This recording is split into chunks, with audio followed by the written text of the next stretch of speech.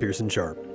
Okay, today we're going to be hitting a topic more people need to talk about, and they aren't. And it's probably going to make some people uncomfortable. In fact, I hope it does. This nation is in the mess it's in for two big reasons. One, we've turned our backs on God. And two, and this is critical, we have outsourced our parenting to TVs, phones, and TikTok. This one is aimed squarely at the lazy parents out there. You know who you are. Parents who hand a toddler an iPad before they'll read them a book, who let Netflix, TikTok, and Disney do the parenting while they scroll through Instagram. Not in my house. And not in your house either, if you don't want your kids growing up as mindless drones for the government matrix. I've got two daughters, 1 and 3 years old, and they are my entire world. I will not give their minds, their hearts, or their futures to an algorithm just because I'm tired. We are parents first. Nothing comes before our kids. And that means taking the hard way, not the easy one. I'm not a perfect parent. None of us are.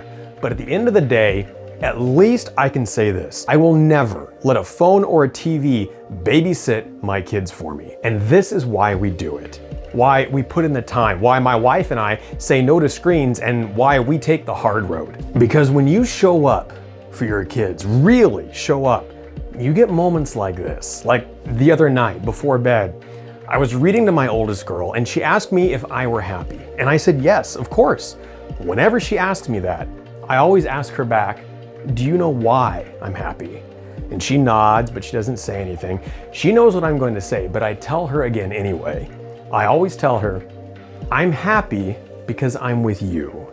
So this time, I asked her why she's happy. And she put her little head on my shoulder and she said in her sweet little voice, I'm happy because you're here with me. I mean, that is it. I think she broke my heart right then. There is nothing left. I'll tell you what, I am an emotional wreck these days. My girls are just destroying me. I was not prepared for this. Is it different with boys? Anyone with boys, let me know. It probably goes without saying that my wife and I are very traditional. We both came from small towns and we both despise what the modern world is doing to families. So before we were even married, we decided we'd raise our kids without screens. So many of the problems in our society today come primarily from a lack of parenting, and from parents who would rather let phones or TVs raise their kids than do it themselves. I truly believe TVs and phones are the most villainous inventions in history, and their advent has seen the total destruction of the nuclear family since the 1950s. So we absolutely do not let either of our girls play with phones or set them down mindlessly to watch the latest trashy kids TV show because we're tired and we want a break. Yes, it's demanding, but that's our jobs. We're parents. We raise our kids, not the damn television or phones. And what's good for the goose is good for the gander. So we avoid using our phones around the girls as much as possible. Sometimes you can't help it.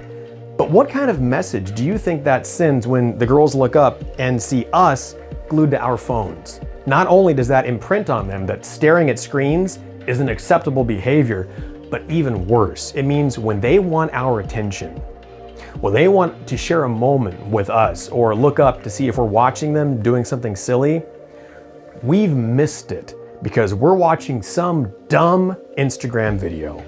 That's the tragedy. Parents today have time for TikTok, but not their own children. We read to our kids voraciously, and as a result, our girls love books. They love them. Our 1-year-old runs to the bookshelf, grabs a book, and shouts, "Read?" and then climbs up on my lap, excited to hear a story. Books fire their imagination, and they remember them long after you finish reading. Kids absorb everything.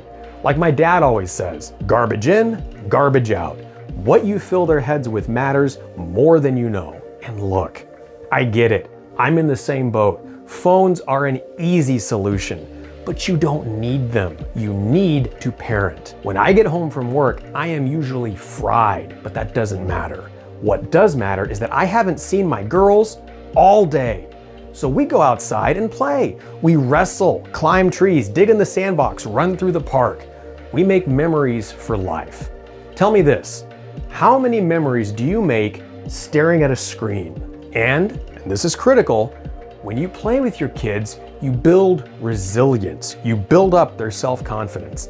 Last night, my 3-year-old was running and crashed full speed into the ground, skinned her knee bloody, and then got up, brushed it off, and kept playing. Resilience doesn't come from screen time. It comes from scraped knees and dirty fingernails, from trying and failing and trying again. Instead of learning the Fortnite dance, teach them to climb a tree. Let them make mistakes. Don't hover over them, constantly afraid they're going to get hurt. Getting hurt is part of life, and if you don't let them figure it out now, you're gonna raise a generation of weak, incompetent, insecure, feeble, mollycoddled gender studies majors who can't cope without a safe space and a soy latte. Today, over 30% of 8-year-olds have a smartphone. In 2015, it was 11%. That's not just disgusting, it's dangerous. Not only do phones destroy imagination and focus, they ruin behavior. Studies show that when a kid cries, most parents hand them a screen. It works. The kid stops crying, but not for the right reasons. The child doesn't learn to deal with their emotions or work out what they're feeling. They just escape from them. And that will create some seriously nasty behaviors when he gets older, and an entire generation who just can't deal with their own problems. Sound familiar? Another big question I get from parents is, what will our daughters do when they're older and their friends have phones and they don't? What will they say? Won't they feel left out? When I was a kid, we didn't have TV, and kids teased me, but I didn't care. I remember specifically telling one kid in 3rd grade, I told him, it's hard to miss something you've never had. And I believed it because my parents explained it to me. Our whole family culture was grounded around reading and books and quality time together, and I deeply understood why they didn't want me watching TV. They made it make sense. That's the critical part right there. It wasn't just a top-down rule I had to follow. I was on their side. And you can do that too with your kids and phones. And yes, you can pick your kids' friends. You can't control who they like, but you can control who they spend time with. Pay attention.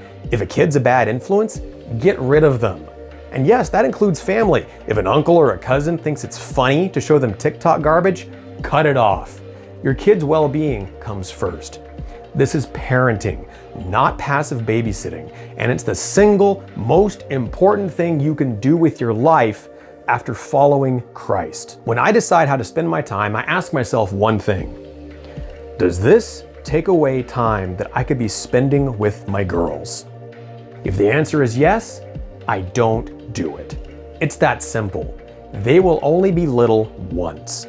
I don't want to miss a second of it. The bottom line is this. If you have time to watch TV while your kids are playing, then you have time to switch the TV off and go play with your kids. Get up, put the phone down, and go read them a book. Wrestle in the grass, get dirty, build memories. It's the only thing you can possibly do in your life that you will never regret. That's my take. I know it's a bit different from my recent videos, but I wanted to try something new, and ultimately I'd like to do more videos about personal stuff in my life, especially parenting. So what do you think? Do you agree that screens are a bad influence? How do you handle them in your house? Do you think there's a good balance, or is it all or nothing for you? Let me know your thoughts in the comments below. And as always, stay sharp, stay free, and go read a book.